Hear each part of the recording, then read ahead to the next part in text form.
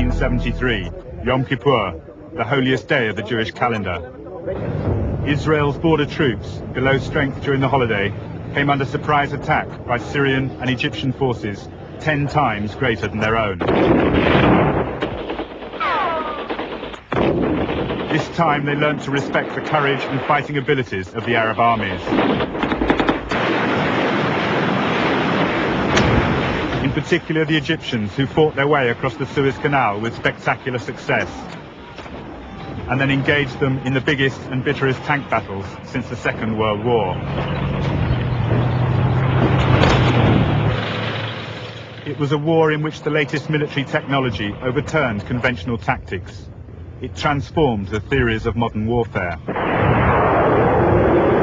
High-tech Soviet missile systems challenged the now established superiority of the Israeli Air Force, hindering their attempts to carry out ground support roles in the first hours of the war. And on the ground, the apparently invincible Israeli armor came up against a new generation of anti-tank missiles. They were operated by highly trained Arab infantry who bore no resemblance to the soldiers routed in 56 and 67. The question all Israelis asked that day was, why were they so ill prepared? The answer lay in the stunning Israeli victory of 1967. The key factor had been those first 3 hours of the 5th of June, in which the Israeli Air Force virtually wiped out the combined Arab air forces. The impact of total air supremacy had transformed the course of the war on the ground.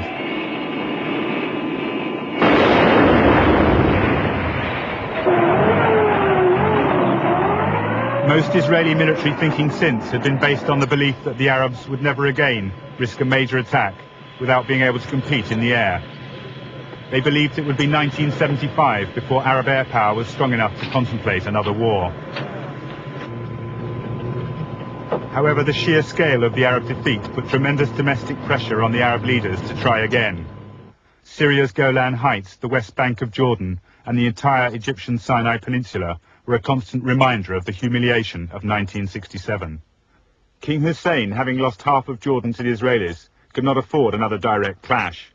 But for the new presidents now in power in both Damascus and Cairo, it was a risk they felt compelled to take. Israel still had less than half the number of men, tanks and planes, and a fraction of the missiles that Egypt and Syria could field against them. Those forces would have to cover 2 fronts, a further handicap for Israel. At the end of the 67 war, the Egyptians had been driven out of Sinai and had concentrated on defending the west bank of the Suez Canal. The Israelis knew from experience that the key to the desert lay in the passes that crossed through a mountainous ridge beyond their headquarters at Bir Gifgaffer. They constructed a defensive line along the east bank of the canal named after General Bar-Lev, and a series of forts were built along it. Tanks would move to prepared positions between them during an alarm. To counter Israeli air raids during the War of Attrition, the Egyptians built up one of the world's densest missile walls, creating an anti-aircraft umbrella over the whole Suez area.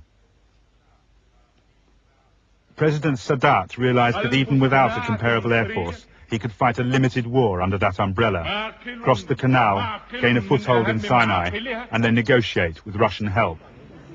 He shared his plan with Syria's President Assad, who also obtained Soviet SAM missiles to cover the Golan battlefield. They agreed a timetable for a coordinated attack when Israel would be least prepared. General Ahmed Ismail, the Egyptian war minister, was appointed to overall command of both the Syrian and Egyptian forces. He negotiated with the Russians for the military hardware they would need.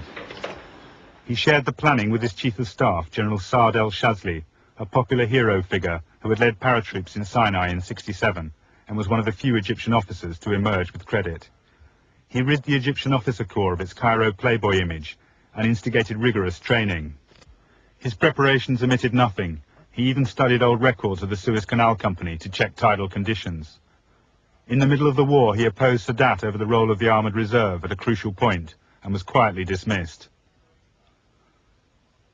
On the Israeli side, the defense minister Moshe Dayan was a powerful personality who had dominated Israeli military affairs for years. His courage and flair were amply demonstrated during the Sinai campaign of 1956.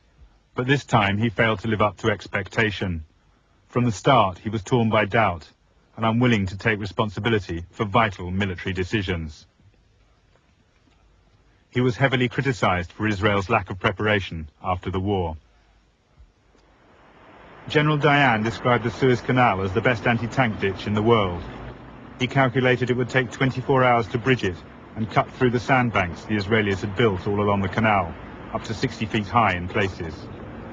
Ample time, he thought, for the forts along the Bar-Lev line to be supported by the Armour Reserve, waiting further back in Sinai. The 600 men manning the Bar-Lev forts had grown complacent too. Egyptian exercises had been a regular event for months, and even fresh construction work was thought to be an attempt to stave off boredom. But like the exercises, it was just one part of the meticulous planning that would make the canal crossing an epic military achievement. In October, the Bar-Lev forts were manned by reservists of the Jerusalem Brigade, doing their annual military service. They found out what the construction work was for at 2 p.m. on the 6th. Tank ramps now overlooked their positions.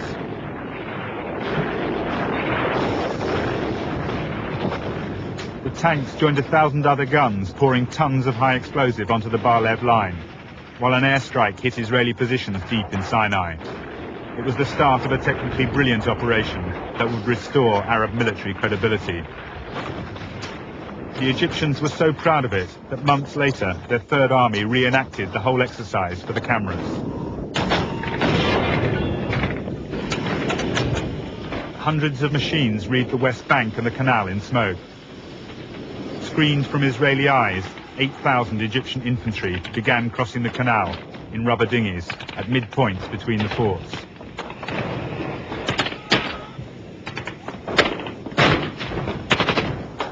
In 1971, the Israelis had tested a method of pouring oil onto the canal from an underground system and turning it into a wall of flame.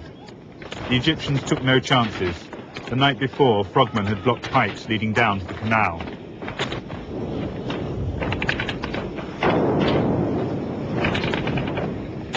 Once the first wave had scaled the bank and established a foothold, tank hunting units moved inland to await the first Israeli armor, equipped with RPG-7 anti-tank weapons, and the latest Soviet anti-tank missile, the Saga. Unfolded from a suitcase, it could be set up in minutes. Its wire guidance system and 3,000-yard range demanded courage and skill from the operators. Each had fired 100 rockets during training. It wrought havoc among the Israeli tanks. One unit alone claimed 8 tanks in the first 10 minutes.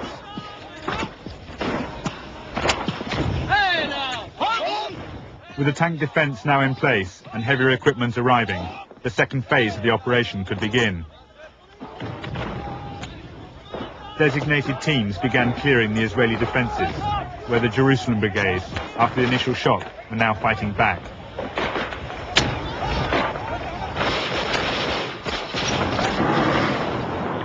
Further south on the Bitter Lakes, an amphibious operation was underway. Tanks and troop carriers of the Third Army poured more men into the Sinai. In imitation of Israeli tactics, heli-borne troops had been dropped behind the lines. The 130th Marine Brigade had orders to join them in the desert. It was the only failure of the whole operation. The Israelis shot down 14 loaded helicopters, and the survivors achieved little.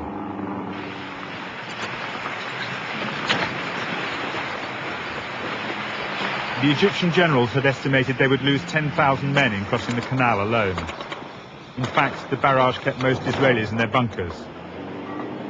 And throughout this most dangerous